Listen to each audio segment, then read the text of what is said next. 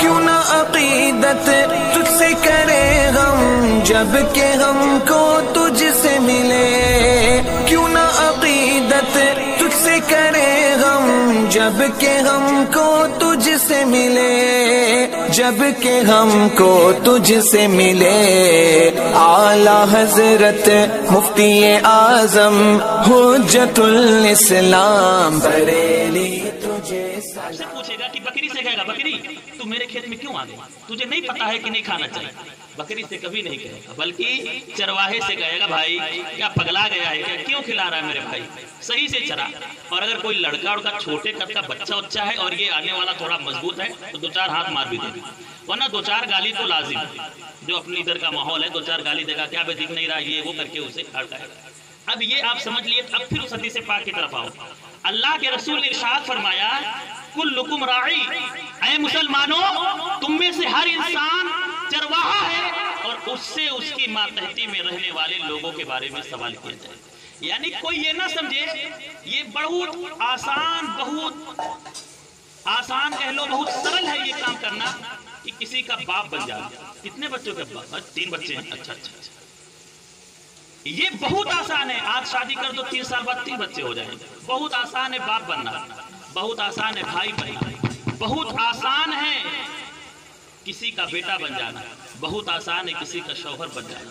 لیکن باپ کے جو حقوق ہیں، بھائی کے جو حقوق ہیں، بیٹی کے جو حقوق ہیں، ایک شوہر کے جو حقوق ہیں، اس کی ادائیگی یہ بہت کٹھن اور بہت دشوار پر مرحلہ ہے۔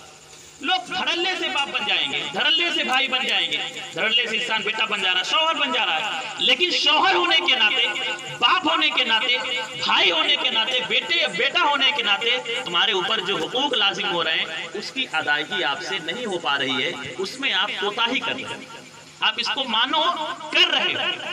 اس لیے کہ اللہ تبارک و تعالیٰ نے آپ کو ایک گھر کا مالک بنایا ہے۔ ایسا نہیں ہے کہ قیامت کے دن صرف آپ سے آپ کے بارے میں سوال ہوگا، نماز پڑھا کہ نہیں پڑھا، روزہ رکھا کہ نہیں رکھا، زکوٰۃ ادا کی کہ نہیں کی، حج ادا کیا کہ نہیں کیا، احکام شرع پہ چلا کہ نہیں چلا، ان کے بارے میں تو سوال ہوگا ہی، پلس آپ سے آپ کے گھر والوں کے بارے میں بھی سوال ہوگا۔ تیرا بچہ کرتا کیا تھا، تیری بیٹی کرتی کیا تھی، بیوی تیری کیا کرتی تھی، تیری ماں کیا کرتی تھی، تیری بیٹی کیا کرتی تھی، ان سارے سوالات، ان سارے لوگوں کے بارے میں اٹھنے والے سوالات کے جواب دینے کے لیے تیار رہنا۔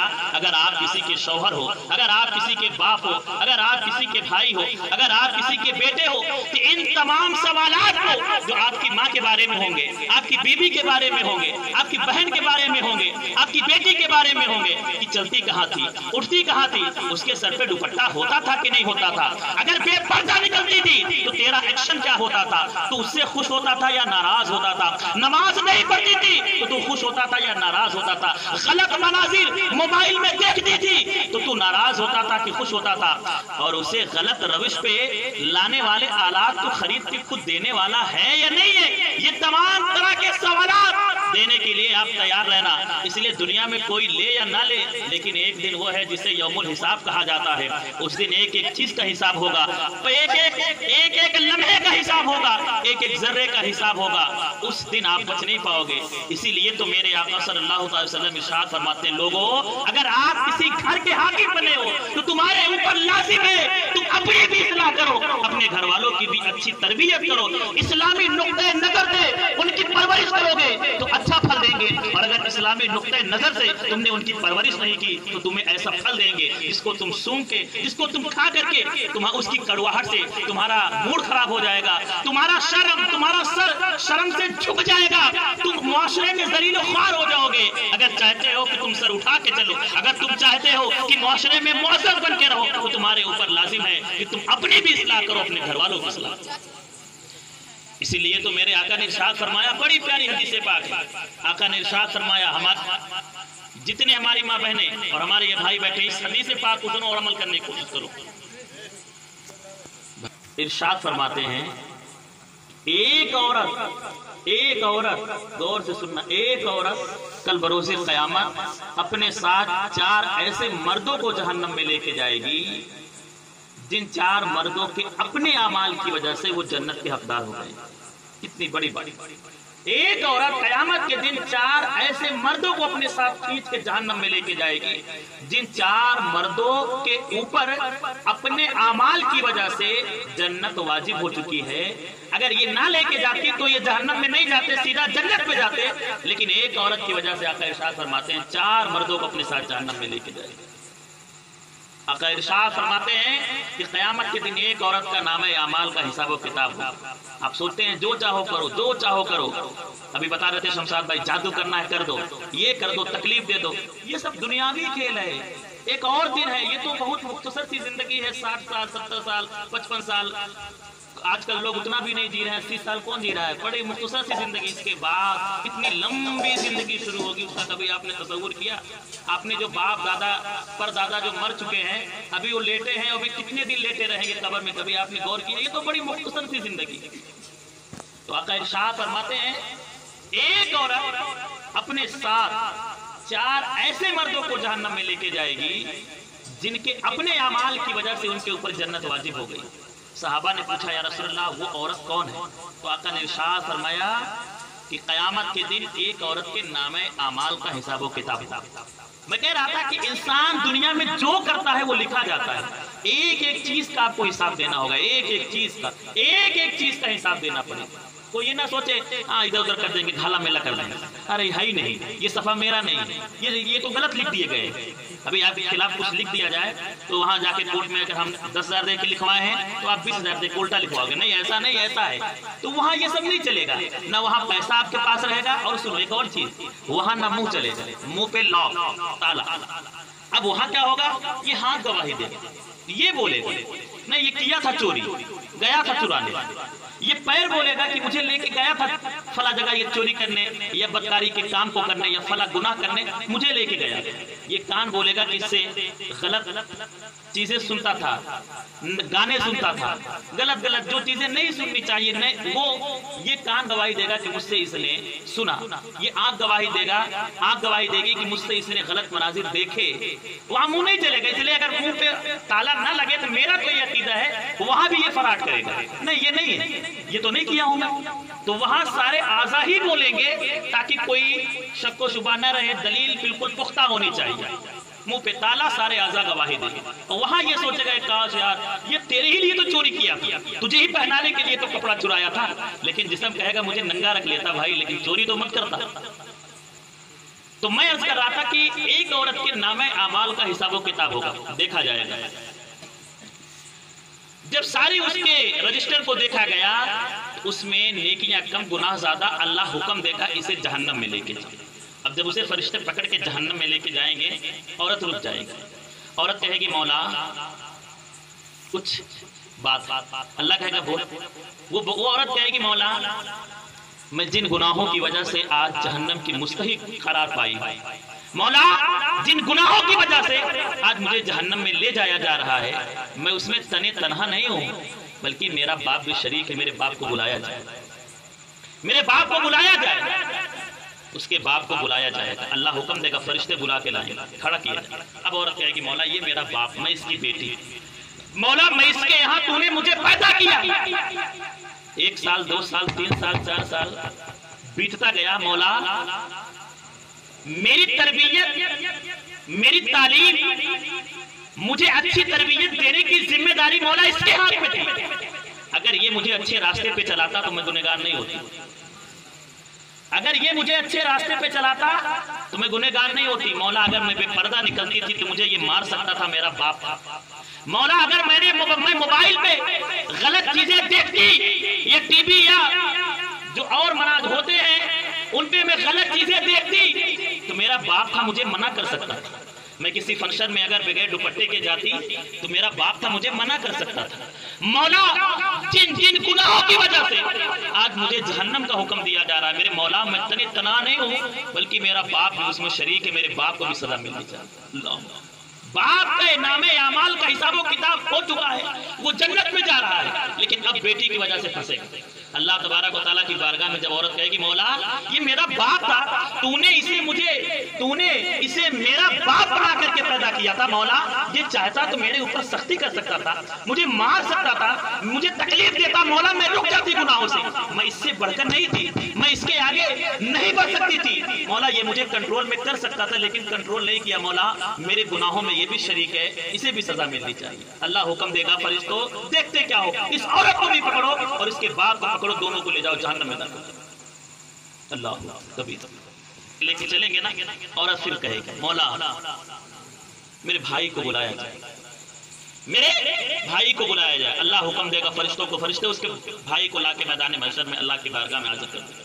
اب پھر عورت دعا گو گی مولا دنیا میں تو نے مجھے اس کا بھائی بنایا، اس کی بہن بنایا اور اسے میرا بھائی تو نے بنایا، مولا میں اس کی غیرت اور اس کی عزت اور اس کی ناموس دنیا میں تو نے مجھے اس کی بہن اور اس کو میرا بھائی بنایا، مولا آج جن گناہوں کی وجہ سے میں جہنم میں جا رہی ہوں میں تنہا نہیں ہوں، میرا بھائی بھی اس میں شریک ہے، مولا میرا بھائی مجھ سے بڑا تھا، اگر یہ چاہتا تو میرے اوپر سختی کر سکتا تھا، مولا میں جب اس کے ساتھ بیٹھ کر کے اس کی گاڑی پہ بازار میں جایا کرتی تھی تو میرے سر پہ دوپٹہ نہیں ہوتا تھا، جسم پہ برقع نہیں ہوتا تھا، یہ سختی کر کے مجھے برقع بھی پہنا سکتا تھا، میرے سر پہ دوپٹہ بھی رکھوا سکتا تھا، مولا میں جب نماز نہیں پڑھتی تھی تو میرا بھائی مجھے منع نہیں کرتا تھا، مولا جب میں ٹی وی میں یا سیریل وغیرہ جو ہوتا ہے ان کو جب میں دیکھا کرتی تھی مولا تو میرا بھائی مجھے منع نہیں کرتا تھا، میں ناجائز قدم جب اٹھاتی تھی تو میرا بھائی مجھے ٹوکتا نہیں تھا، مارتا نہیں تھا، ڈانٹتا نہیں تھا، مار سکتا تھا، ڈانٹ سکتا تھا، مجھے گناہوں سے روک سکتا تھا، لیکن میرے بھائی نے کوئی قدم نہیں اٹھایا،